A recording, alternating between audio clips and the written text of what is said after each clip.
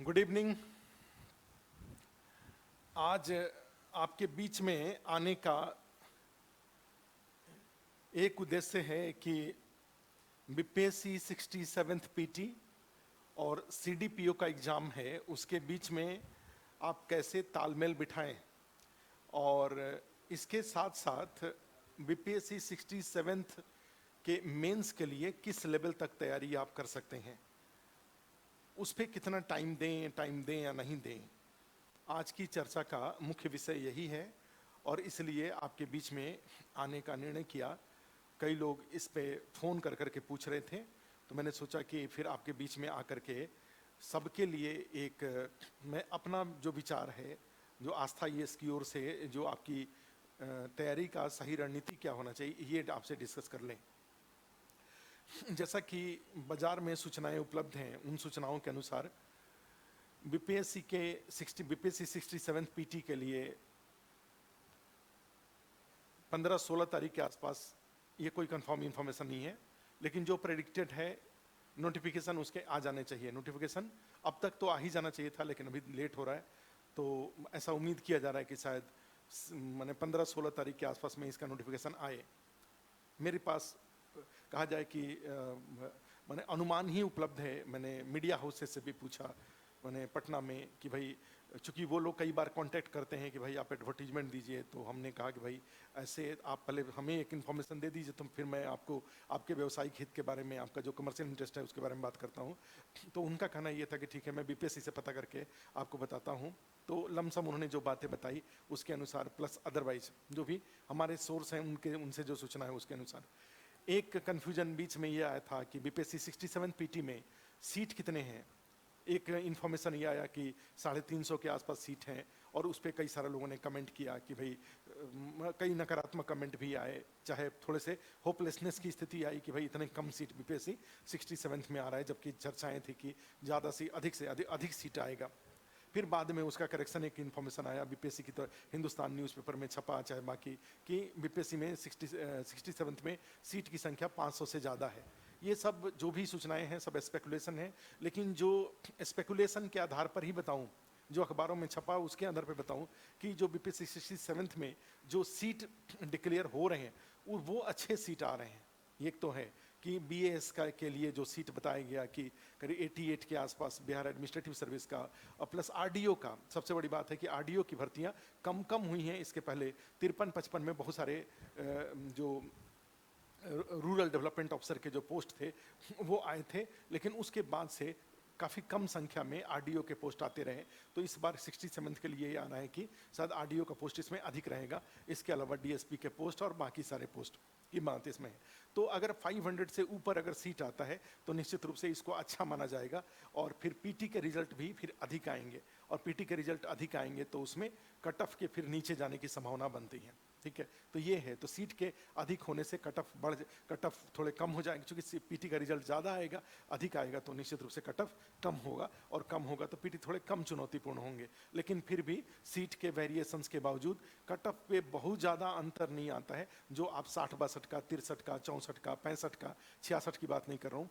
ये शुरू के जो 4-5 एग्जाम थे, ये शुरू के चार एग्जाम में कट ऑफ में बहुत ज़्यादा 1-2 मार्क्स के ही सीट, चाहे कितना भी वेरी किया। इवन जैसा कि 64th में 1400 से ज़्यादा सीट था, और 63rd में कम सीट था, 60-62 में भी कम सीट था। उसके बावजूद कट ऑफ नियर अबाउट, आप सबको पता है कि जनरल कैटेगरी के लिए 96-97 के आसपास ही कट ऑफ गया। 66 में कट ऑफ काफ़ी ऊपर चला गया, 108 के आसपास कट ऑफ गया, जो कि अनप्रेडिक्टेबल था। मल्टीपल कारण उसके बताए गए थे। लेकिन बीपीएससी 67 की तैयारी करने वालों के लोगों के लिए एक मैं अपनी तरफ से सुझाव जरूर दूंगा, जो मैं अपने एक्सपीरियंस के आधार पे, जो बीपीएससी में जो इंटरव्यू पिछले दिनों में 2 इंटरव्यू हुआ, 64th का और 65th का, और उसमें हम लोगों ने आज था इसमें बैठ के जो मॉक इंटरव्यू लिया, ठीक है। तो अदरवाइज पीटी के क्लास में, मेंस के क्लास में एक टीचर के रूप में ज़्यादा जानकारी नहीं हो पाती है कि कौन सा कैंडिडेट, कितना पोटेंशियल कैंडिडेट है, क्योंकि वो ऑलमोस्ट वन वे होता है। टीचर पढ़ाते हैं, बच्चे नोट करते हैं, जो कुछ क्वेश्चन ऐसे होते हैं जो अपना जो डाउट्स होता है उसको क्लियर करते हैं, उसको पूछते हैं, हम लोग उसको क्लियर करते हैं। लेकिन उसमें ये नहीं पता चल पाता है कि हमारे जो सामने बैठा हुआ विद्यार्थी है वो कितना इंटेलिजेंट है, ऑनलाइन में जो विद्यार्थी पढ़ रहा है वो कितना इंटेलिजेंट है, वो कितना मेहनत कर रहा है, ये सब जानकारियाँ थोड़ी कम हो पाती हैं। कोचिंग की तरफ से समझाना और एक नोट्स बनवाने वाला काम किया जाता है, प्लस आंसर लिखने का कैसा तरीका होना चाहिए और आंसर फॉर्मेट क्या होना चाहिए, ये सब बातें। लेकिन इसमें majority of part one way होता है, को टीचर की ओर से बच्चों के लिए होता है, ठीक है। लेकिन ये जो जब इंटरव्यू आता है, जब इंटरव्यू देने की बारी आती है, तो उस समय उसमें क्वेश्चन पूछा जाता है टीचर द्वारा, पैनलिस्ट के द्वारा, और रिप्लाई किया जाता है स्टूडेंट्स के द्वारा। और उनका उस दौरान हम लोग एकेडमिक बैकग्राउंड और क्वालिटी ऑफ आंसर भी चेक करते हैं मॉक इंटरव्यू के दौरान। तो उस समय ज़्यादा पर्सनल इंटरेक्शन बच्चों के साथ हो पाता है। तो मैं अपने ये जो अभी लेटेस्ट जो 64 जो 60 बीपीएससी 64 और 65 का जो मॉक इंटरव्यू हम लोग ने लिया अस्थाई इसमें, उसके आधार पे बता रहा हूँ कि बीपीएससी की तैयारी अब थोड़े कठिन होते जा रहे हैं। अब पहले के तुलना में अधिक टैलेंटेड लोग, अधिक सिंसियर लोग, अधिक सीरियस लोग बीपीएससी में की तैयारी में आ गए हैं, ठीक है। और इसका दो मुख्य रीजन है। एक रीजन ये है कि भाई आईएएस बनना थोड़े से हिंदी माध्यम के लिए कठिन रहा है, इवन इंग्लिश मीडियम के लिए भी ऐसा नहीं है कि आसान है। अब मान लीजिए मुखर्जी दिल्ली में राजेंद्र नगर इंग्लिश मीडियम का सेंटर माना जाता है, और वहाँ पे 1 लाख के आसपास बच्चे आते हैं अगर हर साल तैयारी करने के लिए, तो उसमें 700, 750, 800 के आसपास ये लोग फाइनली सेलेक्ट होते हैं। 99% लोग क्वालिफाई नहीं करते हैं, ठीक है। 1 बार 2 बार 3 बार कई बार क्वालिफाई नहीं करते हैं। आईआईटी में जो आईआईटी के एंट्रेंस में 100 से ऊपर, मैंने 100 के आसपास के रैंक वाले भी मैं जानता हूँ पर्सनली, ठीक है। और वो भी कई बार वो भी फाइनली पीटी से आगे नहीं बढ़ पा रहे हैं, मेंस और इंटरव्यू के लेवल पे नहीं जा पा रहे हैं। तो राजेंद्र नगर में भी कैजुअलिटीज बहुत ज़्यादा है, बहुत टैलेंटेड बच्चे आते हैं। आप जानते हैं बहुत सारे प्रोफेशनल कोर्सेज किए हुए लोग जॉब छोड़ के आते हैं, और सिलेक्शन आप समझ रहे हैं कि आईएएस में सीट 700, 750, 800 के आसपास सीट आ रहा है। तो पीसीएस में कंपटीशन बढ़ने का एक बहुत बड़ा रीजन ये है कि ऐसे लोग भी अब पीसीएस की तरफ आ रहे हैं। और बीपीएससी कम से कम बिहार से जुड़े हुए, अब प्लस बिहार से जुड़े हुए जो तैयारी करने वाले लोग जैसे दिल्ली में है, तो मान लो एक लॉज में अगर 2 लड़की बिहार की है और उसके साथ 2-4 लड़कियां अगर हरियाणा पंजाब की हैं, चाहे किसी और यूपी के और मध्य प्रदेश की हैं, तो वो लड़कियां भी इन बिहार की लड़कियों का देखा देखी बीपीएससी की तैयारी कर रही हैं। और आज के डेट में ये कॉन्फिडेंस है कि भाई ट्रेन, बहुत अच्छी अच्छी ट्रेन पटना जा रही है, बहुत अच्छी अच्छी हवाई अड्डे, गया हवाई अड्डा, दरभंगा हवाई अड्डा, बिहार पटना हवाई अड्डा, कई सारे, तो 2 घंटे में वो अपने पटना में किसी भी कोने में, बिहार के किसी भी कोने में जॉब करेंगी, 3 से 4 घंटे में वो अपने हरियाणा या अपना मध्य प्रदेश या उत्तर प्रदेश, यहाँ पे पंजाब, वो वापस लौट के। और मैंने मॉक इंटरव्यू में ऐसे बहुत सारी लड़कियों को देखा जो इन राज्यों की हैं और वो बीपीएससी में वो इंटरव्यू के लेवल पे है। कई लड़कियां तो ऐसी थी जो इंटरव्यू में आई, उन्होंने सब इंस्पेक्टर का एग्जाम भी क्वालिफाई किया हुआ है, फाइनल सिलेक्शन पाया हुआ है। तो ये, और उसके पीछे का एक बेसिक रीजन आपको बताया कि वो जो लड़कियां यहाँ पे थी, तो उनको लगता था कि भाई बिहार बहुत दूर है, और अदरवाइज अदर मिसकंसेप्शंस उनके थे।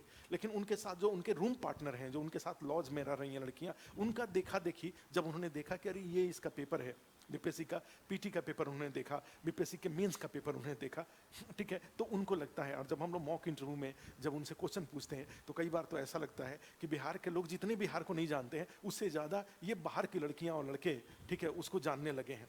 एक एक चीज़ उनको दरभंगा के बारे में, मधुबनी के बारे में, भागलपुर के बारे में, गया के बारे में, उनको बहुत अच्छी अच्छी जानकारी, सारी नदियों के भूगोल के बारे में, हिस्ट्री के बारे में, सब वो जानते हैं।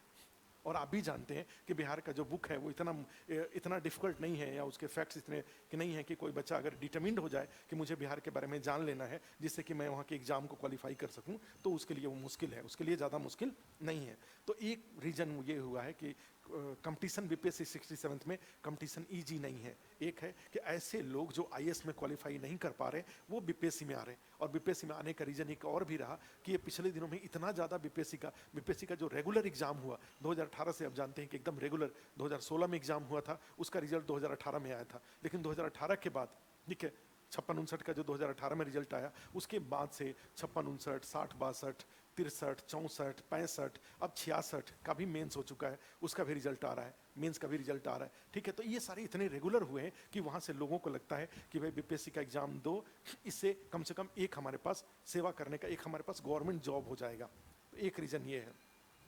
दूसरा इसका कारण ये भी आ रहा है कि एक अप्रोच में भी बदलाव आया है। जैसे हम लोग अगर अपनी बात करें, तो जब सन 2000 या 1990, 1995 की बात होती थी, तो उस समय होता ये था कि भाई आईएएस की तैयारी पहले लोग करते थे, और नहीं होता था तब पीसीएस की तैयारी के लिए आते थे। माने थोड़े बूढ़े होने के बाद, आईएएस बूढ़े होने के बाद पीसीएस की तैयारी पे आते थे। और जनरली पीसीएस देने वाले लोग अधिकांश माने अपर एज में होते थे, जैसा अपर एज में 25-26 साल, 27 साल, 30 साल के आसपास के लोग जनरली पीसीएस में आते थे। अब के टाइम पे एक अप्रोच ये चेंज हुआ है कि भाई पहले आपके घर में भी कोई अगर मान लीजिए कोई छोटी बहन है, कोई छोटा भाई है, ठीक है, और वो आईएएस की तैयारी के बारे में सोच रहा है, तो एक व्यवहारिक अप्रोच ये भी लग रहा है कि ऐसा करते हैं, पहले बीपीएससी की तैयारी करके यहाँ से एक पोस्ट ले लेते हैं, कोई भी पोस्ट ले लेते हैं, रेवेन्यू अफसर का पोस्ट ले लेते हैं, बीडीओ का पोस्ट ले लेते हैं, या बीएस का ले लेते हैं, डीएसपी बन जाते हैं, ठीक है, और यहाँ से एक पोस्ट ले लेते हैं और उसके बाद फिर आईएएस के बारे में।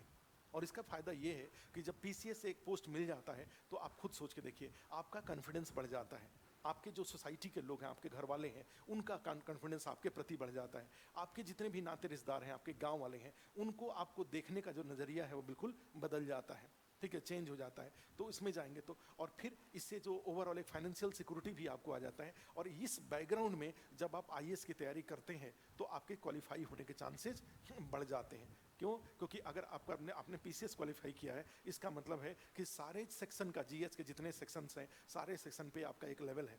और उसके बाद मेरा तो मानना ये होता है कि आप न्यूज़पेपर पढ़ के, अगर इंग्लिश मीडियम के हैं तो आप द हिंदू और इंडियन एक्सप्रेस पढ़ के, ठीक है, और अगर आप हिंदी मीडियम के हैं तो इवन आप हिंदुस्तान और ये नेशनल जो नेशनल इशूज है, हिंदुस्तान और इसको पढ़ के आप आईएएस की तैयारी के बहुत सारे क्वेश्चन, चूँकि आप खुद भी देखिए इकोनॉमिक्स के जो 10 पेपर, जीएस पेपर 3 में जो इकोनॉमिक्स के 10 क्वेश्चन आते हैं, उसमें 10 में से कम हमें लग रहा है कि 7 से 8 क्वेश्चन अप्लाइड होता है, कंटेम्प्रोरी इशूज पर बेस्ड होता है।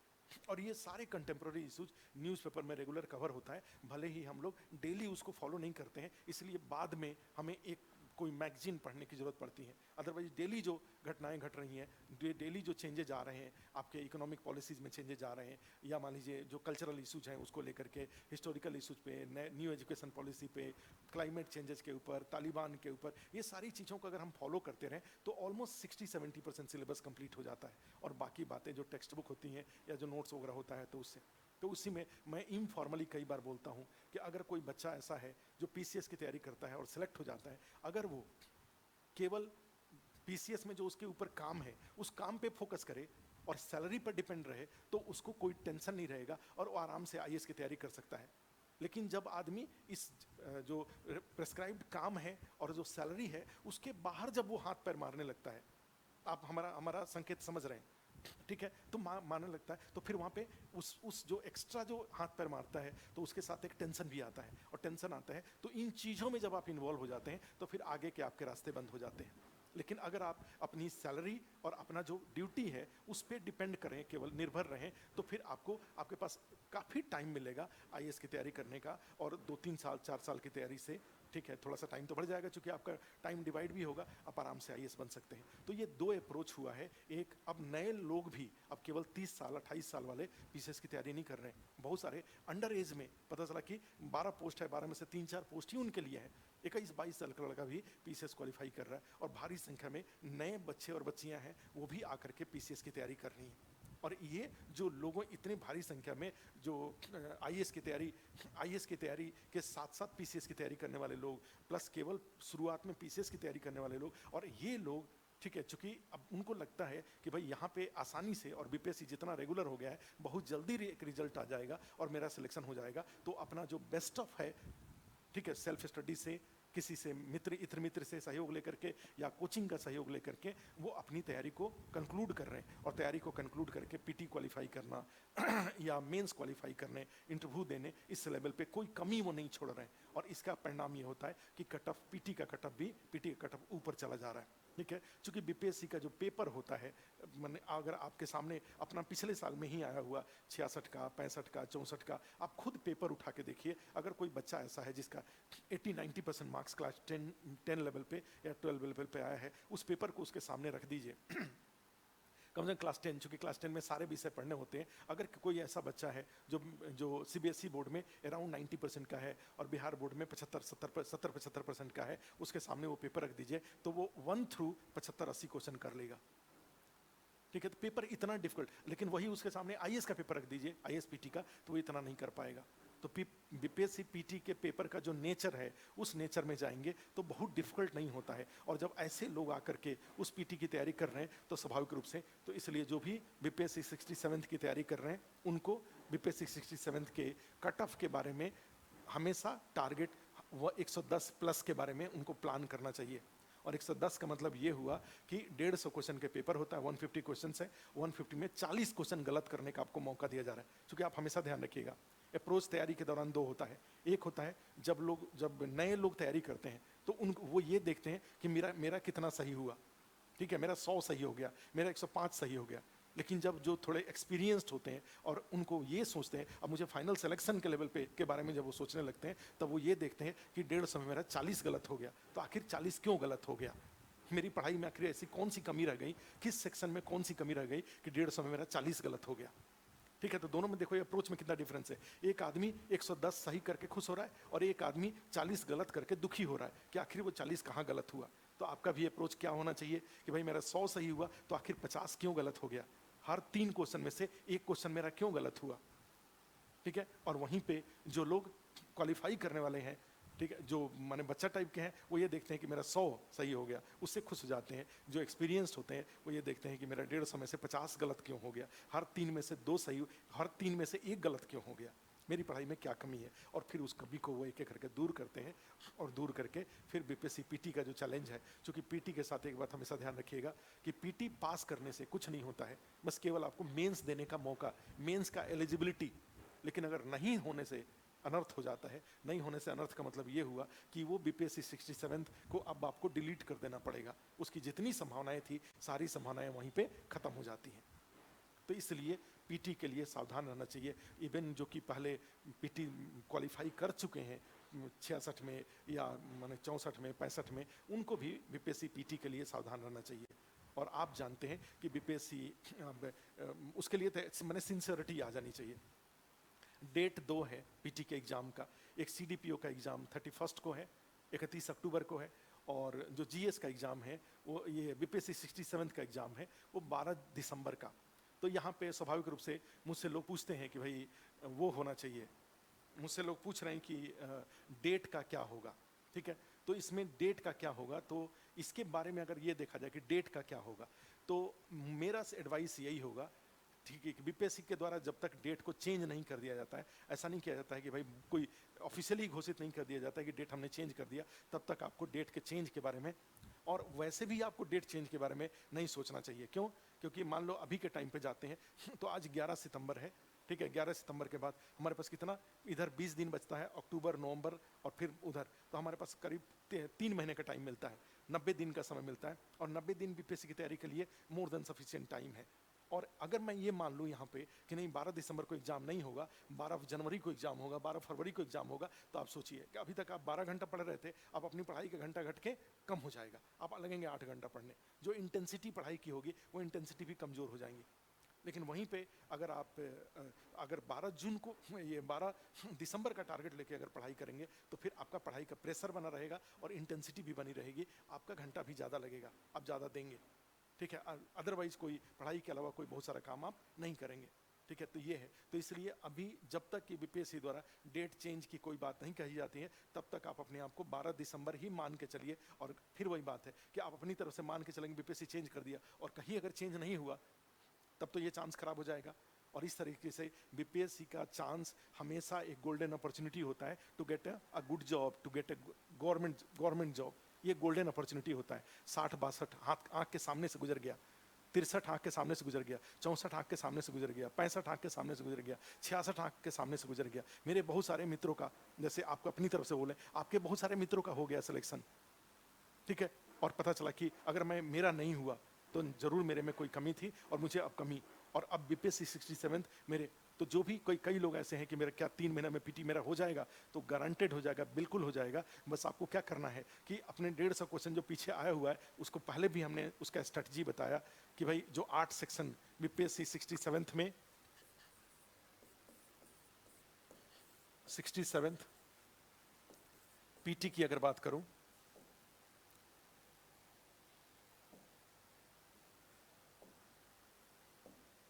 अगर 67 पीटी की बात करूं, तो आप जानते हैं कि इसमें 150 प्रश्न हैं, क्वेश्चंस हैं, और ये 150 क्वेश्चंस में 8 सेक्शन से ये क्वेश्चन आते हैं। कौन कौन से 8 सेक्शन से आते हैं? तो भाई 4 ही में, जैसे geography, economy, polity, history, Bihar special, Bihar विशेष, करंट अफेयर्स, अच्छा इसी बीच में एक साइंस, और फिर मैथ एंड रीजनिंग। यहां से क्वेश्चन आते हैं, कितने हुए? 1 2 3 4 5 6 7 और ये 8 एरिया है। ठीक है, मैंने पहले भी बता रखा है कि आप जब बीपीएससी 67th की तैयारी करिए तो सबसे पहला काम, फर्स्ट इस अनुसंधान का पहला काम होता है, वो होता है कि पिछले सालों में आए हुए जो प्रश्न हैं उन प्रश्नों का, ज्योग्राफी के प्रश्न का केवल स्टेटमेंट, क्वेश्चन ऑप्शन नहीं, A B C D E जो लिखा हुआ वो नहीं, केवल स्टेटमेंट।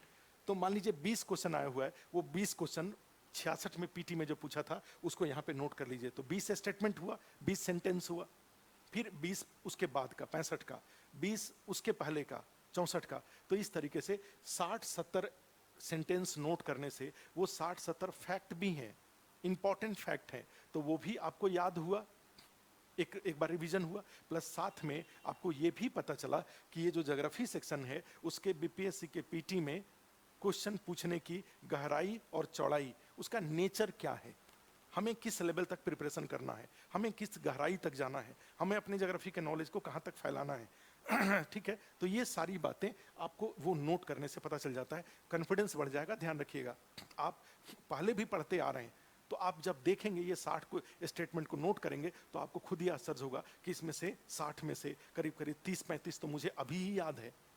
वो कॉन्फिडेंस जब तक आप देखेंगे नहीं तब तक वो कॉन्फिडेंस आपको नहीं आएगा। और बाकी क्वेश्चन के बारे में भी आपको दिखेगा कि अगर मैं पढ़ूंगा तो मेरे से हो जाएगा।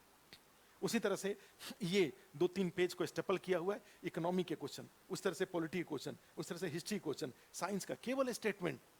और स्टेटमेंट को जैसे ही नोट करेंगे आपका 60% कॉन्फिडेंस बढ़ जाएगा कि भाई इसका तो मेजॉरिटी ऑफ पार्ट मैं जानता ही हूँ। और बाकी जो मेरे पास सोर्सेज हैं उसको बार बार पढ़ करके मैं अपना इसका जितने क्वालिफाई होने के लिए 110 नंबर क्वेश्चन का टारगेट करिए, 110 क्वेश्चन मेरा सही हो जाएगा। ठीक है, और उससे ज़्यादा अगर सही होता है तो और अच्छी बात है। तो अपने प्रिपरेशन में मैंने ऑलमोस्ट आपको कितना, ऑलमोस्ट हमें लग रहा है कि जो 110 हुआ करीब 75% के आसपास बनता है। 75% के आसपास का एवरेज, 20 क्वेश्चन किया उसका 75, 15 उसमें सही हो जाना चाहिए। ठीक है, 25 क्वेश्चन किया उसके अकॉर्डिंग आपको सही हो जाना चाहिए। मान लीजिए 50 क्वेश्चन हमने किया, हमारा भाई जो भी क्वेश्चन उसके अनुसार है हमारा सही हो जाना चाहिए। हमारे कम से कम 35 क्वेश्चन हमारे सही हो जाना चाहिए। ठीक है, तो इस तरीके से अगर आप टारगेट ले करके चलेंगे तो आपका क्वालिफाई होना निश्चित हो जाएगा। तो एक बीपीएससी पीटी क्वालिफाई करने का एक ये है। ठीक है, ये सिलेबस को एक बार आए हुए क्वेश्चन को एनालाइज करना। तो हमने आपको एक बात बताया कि बीपीएससी फर्स्ट पार्ट में हमने ये बताया था कि बीपीएससी का कट ऑफ ऊपर जा रहा है, तो उसके लॉजिक हमने बताया आपको। सेकंड, और वो लॉजिक का कंक्लूजन ये है कि भाई आपको अपनी पढ़ाई की इंटेंसिटी और पढ़ाई के घंटे बढ़ा देने चाहिए। अब इतना बड़ा पद के लिए, इतने बड़े पद की तैयारी अगर आप कर रहे हैं तो आपको उसके लिए अपना जो भी बेस्ट ऑफ इनपुट्स है वो डाल देना चाहिए, चाहे सेल्फ स्टडी से, किसी से एडवाइस लेकर के, कोचिंग से, जहां भी आप हैं, जो भी कोचिंग आपको अच्छा लगता है, जिससे भी आप कन्विंस है, ठीक है, उससे लेकर के आप उसको जरूर सपोर्ट लीजिए। ठीक है, अब ये नहीं देखने की जरूरत है कि कोचिंग एक फैसिलिटेटर है। फैसिलिटेटर का मतलब क्या हुआ, जैसे आप अगर खुद से तैयारी करेंगे तो किसी से राय भी लेने जाएंगे तो ये 8 सेक्शन में कोई क्या आपको राय देगा, 5 मिनट, 10 मिनट, 1 घंटा, 2 घंटा। कोचिंग की भूमिका क्या हो जाती है कि 8 एक्सपर्ट्स, 8 विशेषज्ञ, ज्योग्राफी के अलग टीचर, इकोनॉमी के अलग टीचर, पॉलिटी के अलग टीचर, हिस्ट्री के अलग टीचर, साइंस के अलग टीचर, बिहार स्पेशल के अलग टीचर, करंट अफेयर्स के अलग टीचर, ये सारे सेक्शंस के 8 लोग आपका जो 150 क्वेश्चंस का अनुसंधान है, जो रिसर्च है, जो महायज्ञ है, उसमें कंट्रीब्यूट कर रहे हैं। तो एक आप खुद प्रयास कर रहे हैं और दूसरा एक 8 लोग अपने अपने सेक्शन के एक्सपर्टीज के साथ, अपने एक्सपीरियंस के साथ आपको सपोर्ट कर रहे हैं। तो निश्चित रूप से मुझे लगता है कि कुछ ना कुछ फायदा तो जरूर होगा। तो इसलिए कोचिंग के प्रति निगेटिव सेंस रखने के बदले कोचिंग अच्छे लोगों के लिए कोचिंग सुविधाजनक होता है। जैसे नहीं कहा जाता है कि नाले में पानी जा रहा हो तो आपको क्या करना होता है, भाई कहीं कहीं पानी कोई रोक रहा है आंकड़ पत्थर कुछ पानी रोक रहा है तो उस आंकड़ पत्थर को हटाते जाइए, पानी तेजी से आगे निकल जाएगा। टीचर इस रूप में आपको भूमिका निभाता है। आपको एक तरह से अपने एक्सपीरियंस के अकॉर्डिंग जो पढ़ाई का जो गहराई जो चौड़ाई है, गहराई है, क्या इंपॉर्टेंट है, वो हाईलाइट करते हुए आपको एक नोट्स बनवा देता है। और वो नोट्स होता है जिसको कि आपको 100% याद रखने चाहिए। जब टीचर को वो चीज़ याद है तो आपको भी वो चीज़ याद रहनी चाहिए। इंपॉर्टेंट है तभी टीचर को याद है तो आपको भी याद रहना चाहिए वो चीज़। प्लस उसके अलावा जो कोचिंग से प्रिंटेड नोट्स मिलता है, जो टेस्ट सीरीज का ऑप्शन अवेलेबल कराया जाता है कि जो आप पढ़ रहे हैं वो सफिशियंट है कि नहीं है, कम तो नहीं हो रहा है, ठीक है, कम तो नहीं हो रहा है। तो इस बात की जांच के लिए जो टेस्ट सीरीज के जो पेपर वगैरह आते हैं, ये सारे के सारे उसको सबको ये पूरा एक और ये सारे एक और भी इसका पक्ष है कि ये जो कोचिंग है, 8 टीचर हैं, 8 आके विषय भी पढ़ाते हैं, मोटिवेट भी करते हैं आपको, ठीक है। प्लस आपको क्वेश्चन का एनालिसिस, एक ग्रुप भी बनता है, एक मोमेंटम भी बनता है, ठीक है। और अदरवाइज ये सब छोड़ दीजिए और कमरे पे बैठे रहिए, तो देखिए कि अपनी पढ़ाई की इंटेंसिटी जो आपको अच्छा लगता है वो करना चाहिए। लेकिन मुझे लगता है कि जहाँ भी आप हैं, कोचिंग अगर आपको आपके आसपास में अगर कोई ऐसी कोचिंग है जो आपको लगता है कि उससे आपकी ज़रूरतें पूरी हो सकती हैं, आप पटना में रहते हैं, आप कहीं और जगह रहते हैं, ठीक है, तो दिल्ली में रहते हैं, तो आस्था IAS है, हम लोग भी अपनी तरफ से आपके जो भी बेस्ट हो सकता है BPSC के लिए समर्पित हैं। और BPSC के लिए समर्पित होकर, डेडिकेटेड होकर के आपकी ज़रूरतों को पूरा करने की कोशिश करते हैं। हम लोग भी एक विकल्प के रूप में हैं। जैसा मुझे बताया गया कि सारे जो टेस्ट सीरीज है, पेपर मैं खुद देखता हूँ, कम से कम जो टेस्ट 150 क्वेश्चन बन के मेरे पास जब आता है, जब उसको देखने के लिए, तो उसमें कम से कम 30 से 40 क्वेश्चन मैं चेंज करता हूँ। इस बार अभी साइंस का, कल संडे को साइंस का टेस्ट होना है, तो साइंस का टेस्ट आया मेरे पास, मैंने उसमें कम से कम 40 क्वेश्चन खुद से चेंज किया, क्योंकि जो लोग पेपर बना रहे और मेरे एक्सपीरियंस में दोनों में अंतर आएगा। तो जो लोग पेपर बना करके अपनी तरफ से जो बेस्ट दिए, मैंने अपने से उसमें चेंज कर दिया। मैं अपने इंटेलिजेंस, अपने एक्सपीरियंस, अपने नॉलेज, अनुभव के आधार पे मैंने उसमें पेपर को चेंज कर दिया। और कल 150 क्वेश्चन का साइंस का पेपर है, ठीक है। हम लोग कोशिश करते हैं कि PDF उसका पब्लिकली जारी कर दें।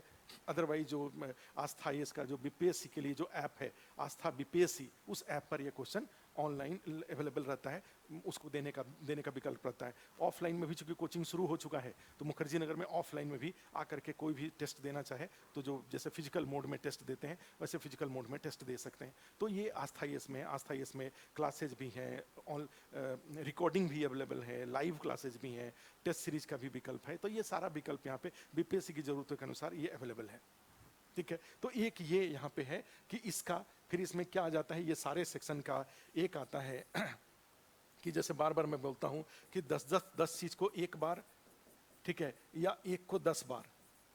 तो मेरा मानना ये है कि एक को 10 बार। अब ये एक कहाँ से आएगा, तो वही टीचर इसका नोट्स बनवा देते हैं, या बाजार में कोई बुक्स मिलता है, ठीक है, या आपने कुछ अपना खुद का नोट्स बना रखा है, तो वो एक को 10 बार पढ़ जाइए। उतना नॉलेज के बाद फिर आप उसको इंक्लूसिव और एक्सक्लूसिव थ्योरी को यूज करके आप कई बार सही ऐसे प्रश्नों को भी सही कर लेते हैं जहां अनुभव की जरूरत होती है।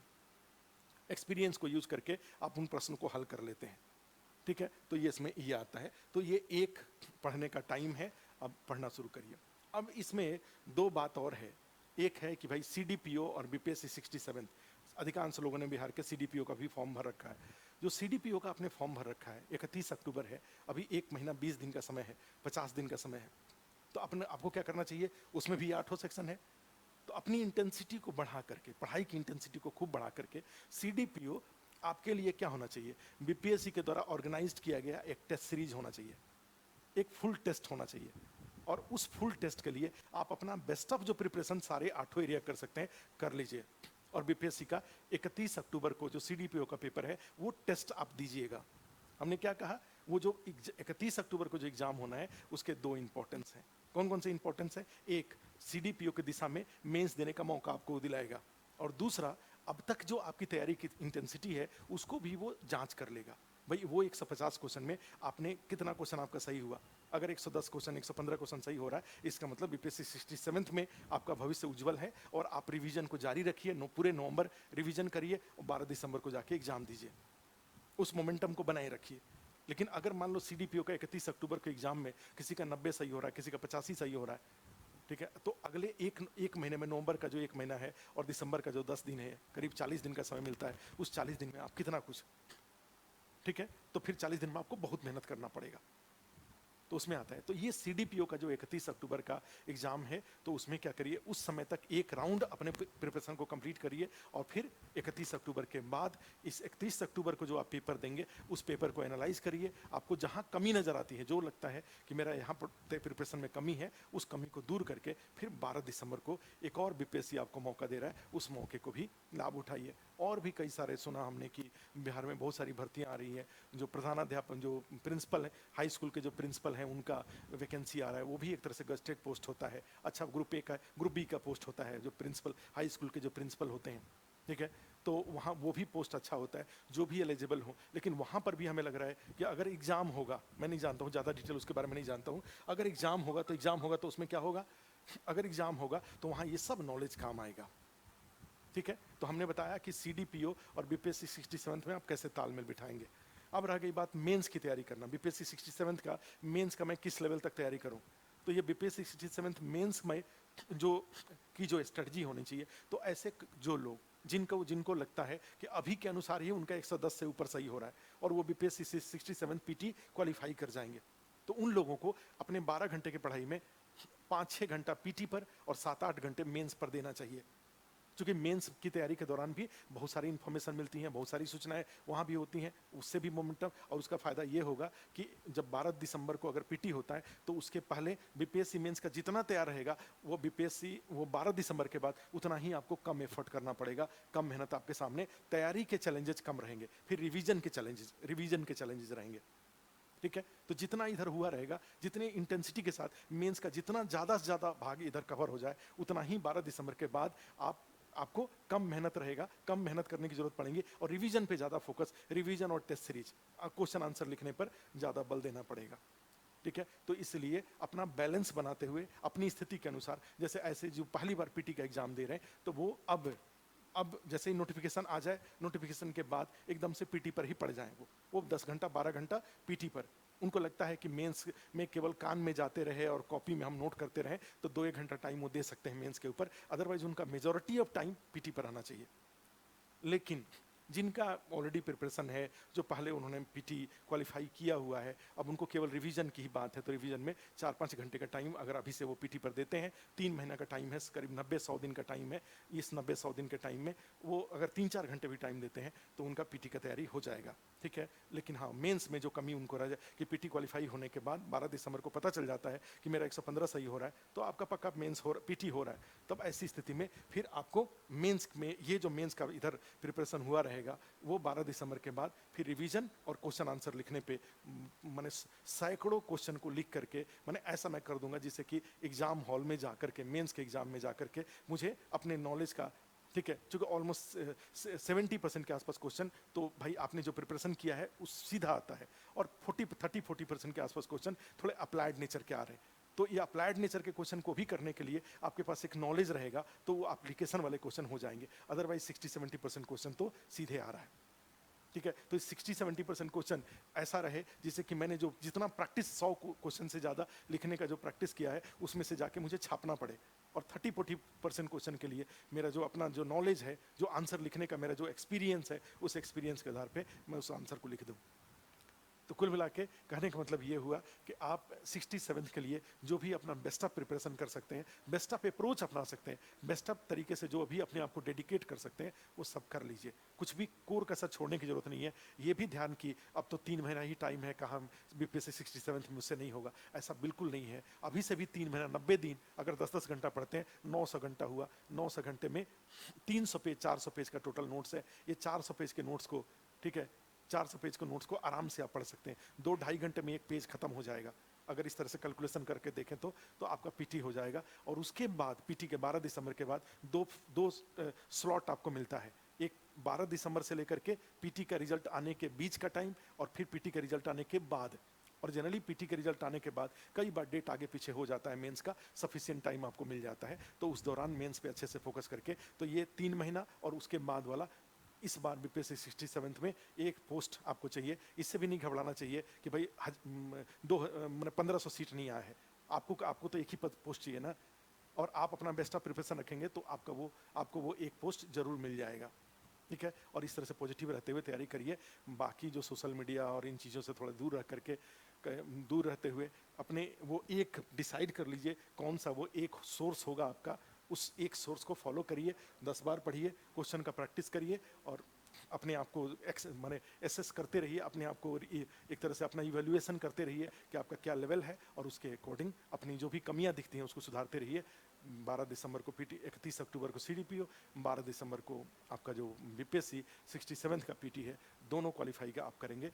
ऐसे मैं और मेरी पूरी टीम की शुभकामना शुभेच्छा आपके साथ है, ठीक है। बाकी जो कोई आस्था ये से कहीं किसी चीज़ की अगर आपको ज़रूरत हो, किसी तरह के हेल्प की ज़रूरत हो तो आप उस पर कॉल करके इन्फॉर्मेशन ले सकते हैं।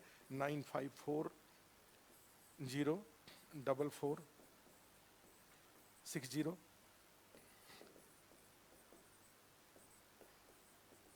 ये 2 ऐप हम लोगों के काम कर रहे हैं। एक ऐप है, फर्स्ट जो ऐप है वो आस्था आईएएस है। दूसरा जो ऐप है वो आस्था बीपीएससी है।